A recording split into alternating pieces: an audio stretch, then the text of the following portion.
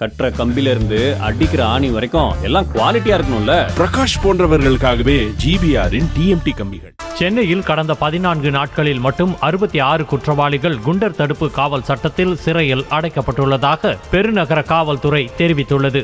இதுகுறித்த அறிக்கையில் ஜனவரி 1 முதல் ஜூன் 9ஆம் தேதி வரை 651 குற்றவாளிகள் குண்டர் தடுப்பு காவல் சட்டத்தில் சிறையில் அடைக்கப்பட்டுள்ளதாகவும் இவர்களில் 330 பேர் கொலை, திருட்டு உள்ளிட்ட வழக்குகளில் சம்பந்தப்பட்டவர்கள் எனவும் தெரிவித்துள்ளது.